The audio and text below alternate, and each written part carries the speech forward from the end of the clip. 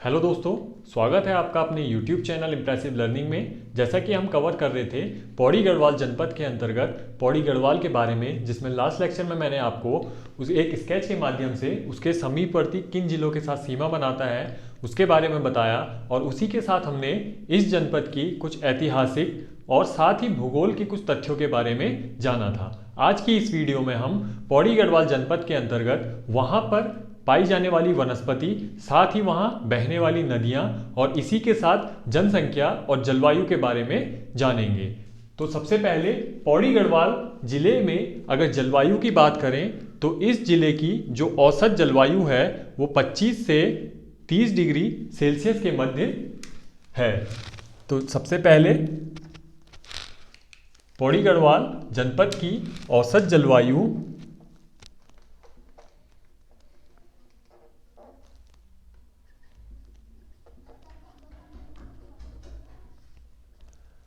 25 degree Celsius से 30 degree Celsius के बीच कुल जलवायु यहाँ पर पाई जाती है। इसी के साथ अगर सबसे उच्चतम तापमान या सबसे ज़्यादा और सबसे कम तापमान की बात करें तो कोटद्वार में सबसे अधिक तापमान रिकॉर्ड किया जाता है जून के महीने में 45 डिग्री सेल्सियस। चूंकि पौड़ी गढ़वाल जनपद में जो कोटद्वार स्थित है वो मैदानी भाग में स्थित है, तो यहाँ पर सबसे अधिक तापमान रिकॉर्ड किया जाता है। तो जून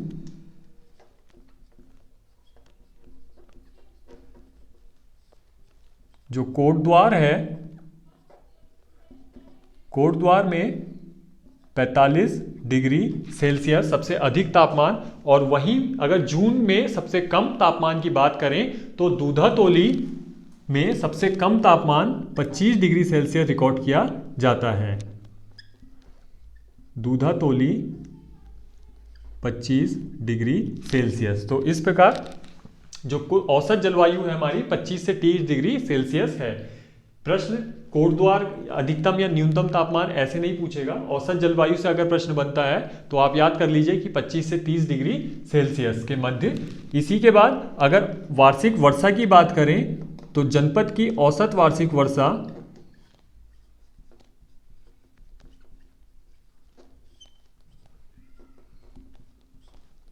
218 सेंटीमीटर पड़ती है।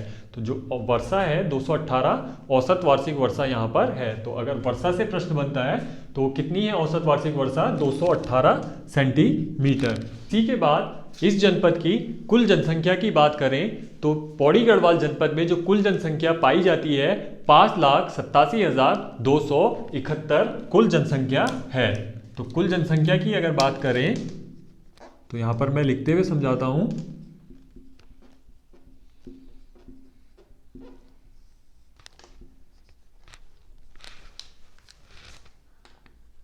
5,87,271 इस जनपद की कुल जनसंख्या पाई जाती है। इसी के बाद अगर गांव और नगर में देखें कि गांव में कितनी और नगर में कितनी जनसंख्या पाई जाती है, तो नगरीय जनसंख्या जो पौड़ी गढ़वाल में पाई जाती है 1,12,703 1,12,703 नगरीय जनसंख्या। और गांव की अगर बात करें तो ग्रामीण 5,74,568। तो ये पौड़ी गढ़वाल जनपद की कुल जनसंख्या है जो सेंसस 2011 के अनुसार है। तो नगर में 1,12,703 और गांव में 5,74,568 कुल जनसंख्या पौड़ी गढ़वाल जनपद में पाई जाती है। इसी में अगर पौड़ी गढ़वाल जनपद के लिंगानुपात की बात करें तो यहाँ का जो लिंगानुपात है वो 1103 यानी कि 1103 पर 1000 मेल यहाँ का लिंग अनुपात है। इसी के बाद अगर साक्षरता दर की बात करें तो पौड़ी गढ़वाल जिले की साक्षरता दर 82.02% है। तो साक्षरता दर कितनी है? 82.02%। इसी में अगर पुरुषों की साक्षरता दर की बात करें तो पुरुषों की जो साक्षरता दर है वो है 92.71%, और महिलाओं की साक्षरता दर की बात करें तो वो है 72.60%। ठीक है, 72.60%। इसी जनसंख्या में एक चीज़ और नोट कर लीजिए कि पूरे राज्य के संदर्भ में अगर पौड़ी गढ़वाल जनपद की जनसंख्या की बात करें तो इस जिले में जो पूरे राज्य के संदर्भ में पाई जाती है 6.81% पूरे राज्य की जो जनसंख्या है वो पौड़ी गढ़वाल जनपद में पाई जाती है। ठीक है, 6.81% पौड़ी गढ़वाल जिले में पाई जाती है। तो ये थे जनसंख्या के आंकड़े जो सेंसस 2011 के अनुसार है। इसमें ग्रामीण और नगरीय जनसंख्या भी मैंने आपको बता दिया, साथ ही साक्षरता दर जिसमें पुरुषों की और महिलाओं की। महिला साक्षरता दर 72.60%, पुरुष साक्षरता दर 92.71%, और कुल साक्षरता दर जो है जनपद की 82.02% है। इसी के बाद पौड़ी गढ़वाल जनपद में बात करते हैं बहने वाली नदियों की। इन नदियों को मैंने आपको अलकनंदा रिवर सिस्टम या फिर अलकनंदा भागीरथी रिवर सिस्टम पढ़ाया था, तो उसमें भी एक स्केच के माध्यम से बताया था कि कौन सी नदी किस जिले में कहाँ किस स्थान से प्रवेश करती है तथा उसकी सहायक नदी कहाँ पर मिलती है। तो यहाँ पर जानते हैं पौड़ी गढ़वाल में बहने वाली नदियों की। तो चलिए जानते हैं पौड़ी गढ़वाल में नदियों के बारे में। पौड़ी गढ़वाल में दूधातोली पर्वत श्रृंखला से 5 नदियां निकलती हैं जो पौड़ी गढ़वाल में बहती हैं या फिर प्रवाहित होती हैं। तो यहां पर दूधातोली,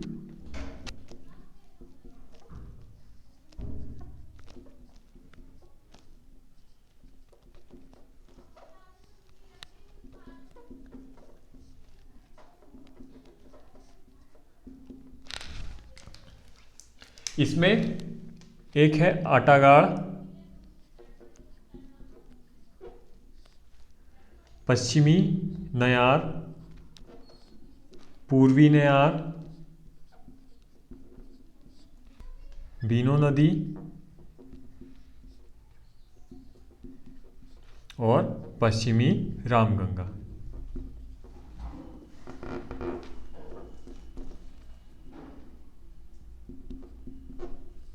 तो ये 5 नदियां जो दूधातोली पर्वत श्रृंखला से निकलती हैं और पौड़ी गढ़वाल क्षेत्र में बहती है। इसी में जो पश्चिमी नयार और पूर्वी नयार है ये सतपुली के पास इनके संगम के बाद नयार के नाम से जानी जाती है, जो गंगा नदी की महत्वपूर्ण सहायक नदी है और ये लगभग पौड़ी गढ़वाल के आधे से ज़्यादा भाग में प्रवाहित होती है। ठीक है, इसी के बाद जो पौड़ी गढ़वाल क्षेत्र में बहती है नदी वो है आपके अलकनंदा, गंगा नदी,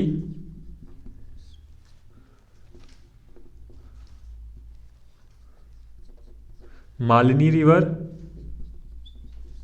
मालिनी नदी और खो नदी। ठीक है, तो ये पूरे जनपद में बहने वाली नदियां जिसमें जो 5 नदियां हैं हमारी वो दूधातोली पर्वत श्रृंखला से निकलती हैं। इसी के बाद अलकनंदा नदी, गंगा नदी देवप्रयाग के पास संगम होने के बाद ये टिहरी गढ़वाल और पौड़ी गढ़वाल की सीमा के साथ साथ बहते हुए पौड़ी गढ़वाल में प्रवाहित होती है। इसी के बाद मालिनी नदी और खो नदी जो गंगा की एक सहायक नदी है लेकिन वो राज्य के बाहर गंगा में मिलती हैं। तो जो हमारी नयार नदी है वो कुछ इस प्रकार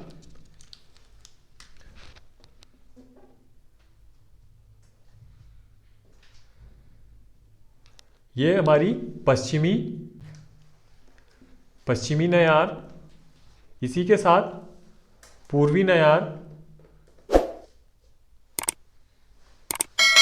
सतपुली, ये जो एरिया है हमारा सतपुली के पास व्यास घाट में पश्चिमी नयार और पूर्वी नयार का संगम होने के बाद इसको नयार नाम से जानते हैं। इसके बाद फिर ये गंगा में मिल जाती है। ठीक है, तो और अलकनंदा नदी जो हमारी रुद्रप्रयाग से प्रवाहित होते हुए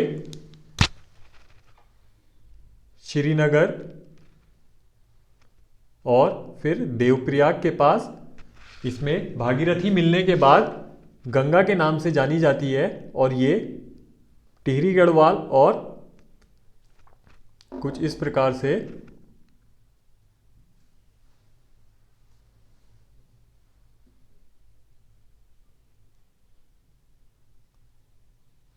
हरिद्वार में चले जाती है। तो यहाँ पर इसमें ये हमारी है गंगा नदी और ये है हमारी अलकनंदा नदी। ठीक है, इसी के साथ जो मैंने आपको मालिनी और खो नदी बताई वो यहाँ पर जो बहती है कुछ इस प्रकार से खो नदी, और इसी के बगल में मालिनी नदी।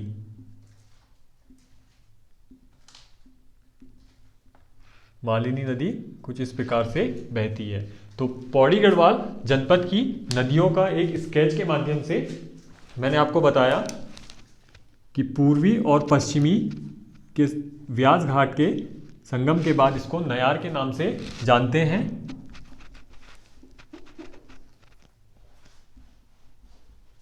नयार के नाम से जानते हैं, जो गंगा की एक महत्वपूर्ण सहायक नदियां हैं। इसी के बाद बात कर लेते हैं इस जनपद के में पाई जाने वाली वनस्पतियों के बारे में। तो पौड़ी गढ़वाल जनपद में जो वनस्पति पाई जाती हैं, वनस्पतियों में यहां पर मैं, आप हेडिंग डाल लीजिए वनस्पति,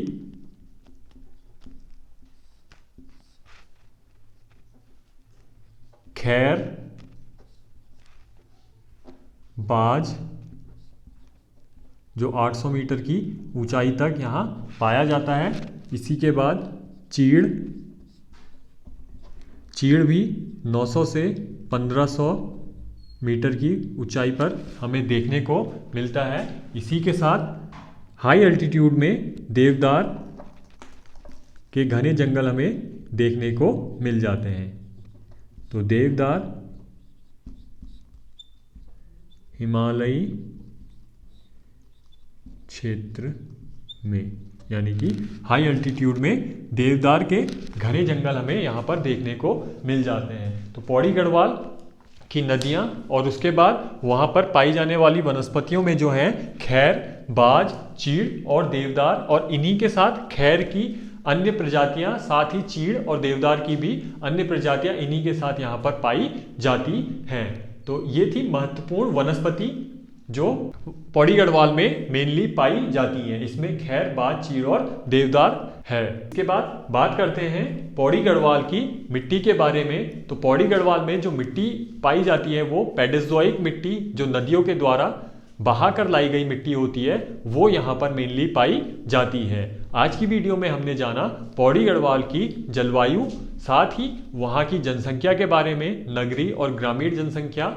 इसी के साथ पौड़ी गढ़वाल में नदियाँ, मैंने एक स्केच के माध्यम से आपको बताया कि कौन सी नदियाँ कहाँ से निकलती हैं और पौड़ी गढ़वाल में प्रवाहित होते हुए उत्तराखंड राज्य से बाहर चले जाती है। ठीक है, इसमें जो गंगा नदी है हमारी, वो देवप्रयाग टिहरी गढ़वाल में संगम के बाद टिहरी गढ़वाल और पौड़ी गढ़वाल की सीमा के साथ साथ बहते हुए पौड़ी गढ़वाल से फिर हरिद्वार में प्रवेश कर जाती है। ठीक है, इसी में मालिनी नदी और खो नदी भी जो पौड़ी गढ़वाल के कोटद्वार मैदानी क्षेत्र में प्रवाहित होती है। साथ ही जो पश्चिमी नयार और पूर्वी नयार है, ये उत्तर, पूरब और पश्चिमी क्षेत्र में लगभग आधे पौड़ी गढ़वाल में प्रवाहित होते हुए गंगा नदी में मिल जाती है। इसी के बाद जो यहाँ की मुख्य वनस्पतियाँ हैं वो है हमारी खैर, बाज, चीड़ और देवदार। आज की वीडियो में बस इतना ही। वीडियो अगर आपको पसंद आई हो तो वीडियो को लाइक करें, साथ ही शेयर करें और चैनल को सब्सक्राइब करें। Thank you for watching.